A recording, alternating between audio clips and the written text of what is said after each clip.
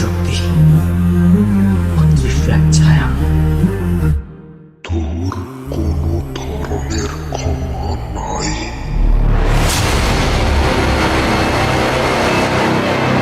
আমি জানি রাজা, তুমি এখানে আছো।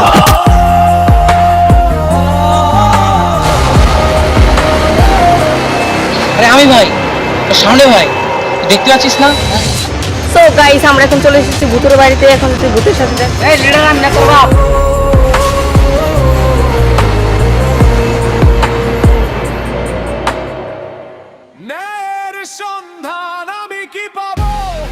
আমি আমার বন্ধুর স্পর্শ অনুভব করছি।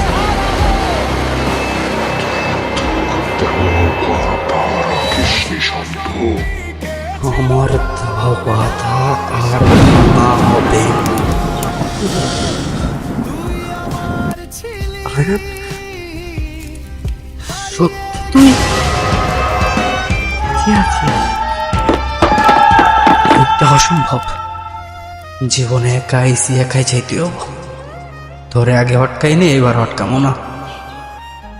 যা।